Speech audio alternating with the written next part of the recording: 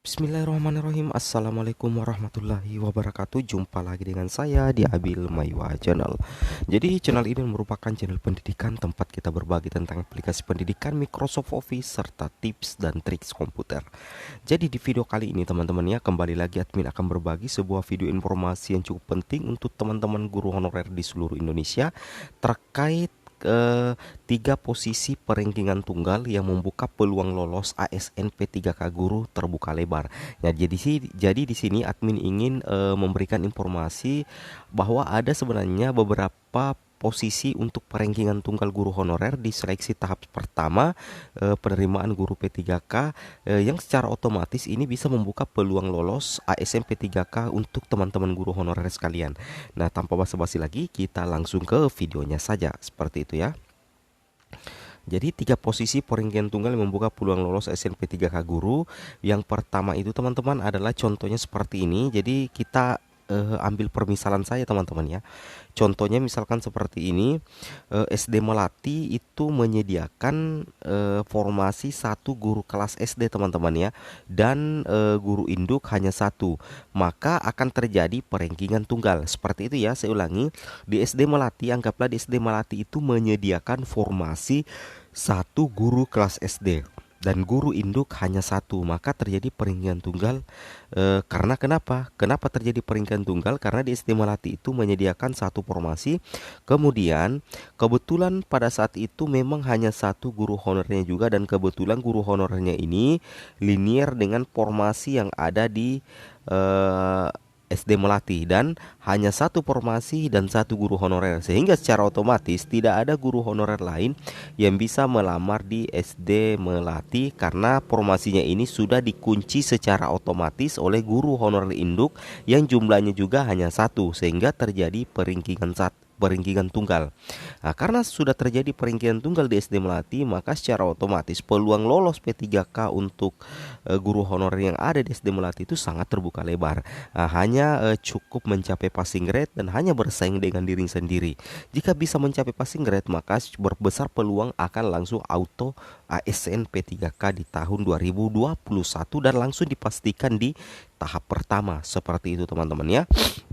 Jadi posisi yang pertama itu adalah di permisalan di SD Melati itu menyediakan formasi satu guru kelas SD dan guru induknya juga hanya satu, maka akan terjadi peringkingan tunggal. Seperti itu teman-teman ya.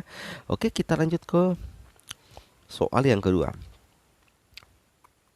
Nah, posisi yang kedua adalah di SD Mawar itu menyediakan formasi tiga guru kelas teman-teman ya. Jadi kita tandai dulu, di SD Mawar itu menyediakan formasi itu ada tiga guru kelas. Kemudian ternyata guru induknya itu ada empat teman-teman ya. Berarti ada empat, tetapi satu di antaranya itu berijazah PAI atau berijazah bahasa Inggris. Oke, kita tulis dalam bentuk angka dulu. Di SD Melati itu tiga formasi disediakan, sedangkan guru honornya itu ada empat.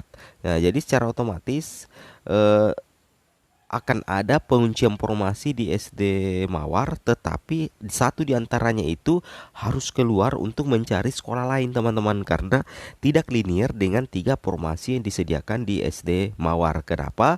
Karena di sini di permisalan itu ijazahnya itu kalau bukan pendidikan agama Islam, dia itu berijazah bahasa Inggris, sehingga tidak linier dengan tiga formasi guru kelas ya. Kalau posisi seperti ini, maka satu guru yang ada di SD Mawar itu harus mencari formasi di sekolah lain. Anggaplah ke sekolah C yang menyediakan formasi PAI atau formasi pendidikan agama Islam, maka satu guru dari SD Mawar ini bisa melamar ke SD PAI di SD C. Sedangkan karena total gurunya ini ada empat dan sudah keluar satu untuk mencari formasi, maka total gurunya menjadi tiga teman-teman.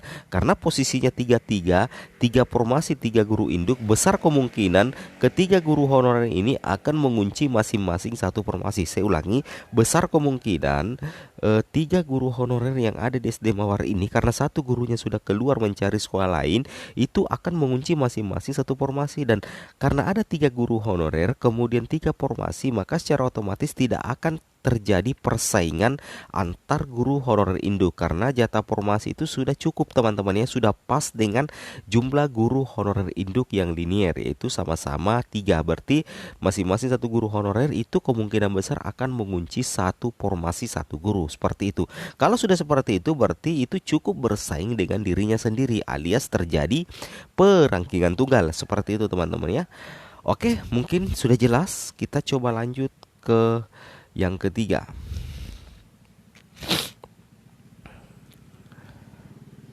Yang ketiga adalah permisalannya seperti ini teman-teman ya. Posisi yang ketiga yang akan terjadi perangkingan tunggal itu anggaplah di SD 96 URU itu menyediakan formasi 4 guru kelas. Tetapi ternyata guru induk linier itu hanya 2. Nah, tetap terjadi peringkingan tunggal. Nah, seperti itu teman-teman ya. Nah, sekarang kita coba lihat permisalannya dalam bentuk angka ya teman-teman ya. Misalkan formasinya itu ada 4. Sedangkan guru honorer induk jadi linear itu cuma 2. Berarti formasi lebih besar daripada jumlah guru honorer induk yang linear. Kalau kejadiannya seperti ini, itu jelas sangat menguntungkan teman-teman guru honorer yang ada di SD 96 URU. Nah, jadi dua guru honorer ini langsung mengunci masing-masing satu formasi yang ada di SD 96 URU, sehingga kedua guru ini akan langsung terjadi proses perangkingan tunggal, alias kedua guru ini hanya bersaing dengan dirinya sendiri ya teman-teman ya. Cukup mencapai ambang batas nilai atau passing grade, maka secara otomatis kedua guru ini akan lulus secara auto ASN menjadi guru P3K di SD 96 URU. Kedua guru honorer induk ini, karena keduanya linear dan formasi ada 4, sehingga otomatis itu terjadi kelebihan formasi. Nah, bagaimana dengan dua formasi lainnya yang sudah tidak bisa diisi lagi oleh guru honorer induk karena sudah mengunci masing-masing satu formasi? Maka solusinya adalah guru dari sekolah lain itu bisa memenuhi 2 jatah formasi lagi yang ada di SD 96 URU. Misalkan ada SD Batu Api ya, misalkan ada namanya SD Batu Api, ada 2 guru honorer yang ternyata tidak linier, tidak menyediakan formasi di SD Batu Api, makanya itu dia bisa melamar di SD 96 URU, karena di SD 96 URU itu masih menyediakan 2 formasi lowong, seperti itu teman-temannya. Nah, apakah dari SDD bisa juga melamar ke ke SD 96 URU? Itu juga bisa melamar teman-teman, karena 2 jatah formasi ini itu disediakan untuk umum dan tidak bisa dikunci oleh setiap guru honorer, seperti itu. Sedangkan 2 jatah lainnya ini sudah dikuasai dan dikunci oleh guru honorer induk, sehingga terjadi 2 peringkingan tunggal dalam satu sekolah, seperti itu teman-teman ya.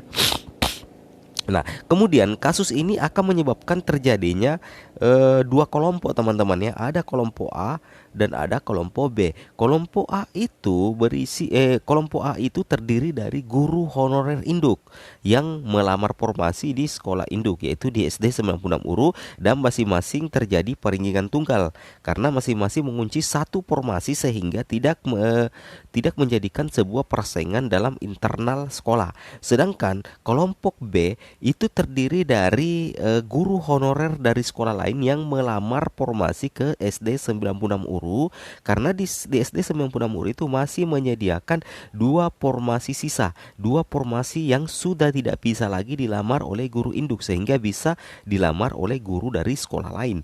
Jika misalkan di kelompok B ini, di SD 96 ini sudah 3 pelamarnya, apakah masih bisa dari sekolah lain untuk melamar? Berapapun dari sekolah lain itu tetap bisa melamar ke SD 96 URU, karena untuk formasi di SD 96 URU yang sudah dilamar oleh guru dari sekolah lain itu tidak bisa dikunci oleh pelamar dari sekolah lain. Saya ulangi, itu tidak bisa dikunci dari pelamar dari sekolah lain. Beda halnya dari guru induknya sendiri tadi, itu bisa mengunci formasi karena mereka memang mengajar di SD 96 URU. Sedangkan 2 formasi sisa yang tidak bisa lagi diisi oleh guru honorer induk itu tidak bisa lagi dikunci oleh guru honorer dari sekolah lain, sehingga di kelompok B nanti akan terjadi persaingan yang sangat ketat karena 2 formasi ini bebas dilamar oleh guru dari sekolah lain yang juga tidak memiliki formasi di sekolah induknya. Seperti itu teman-teman ya. Nah, mudah-mudahan sudah jelas teman-teman. Jadi di sini tetap terjadi dua perengkingan tunggal dan dua persaingan ketat antar pelamar dari sekolah lain. Jika kasusnya seperti ini, 4 formasi guru kelas, guru induk linear hanya 2, seperti itu teman-teman ya. Oke teman-teman, mungkin cukup sampai di sini video admin. Semoga video ini bermanfaat. Jangan lupa like, comment, and subscribe. Assalamualaikum warahmatullahi wabarakatuh.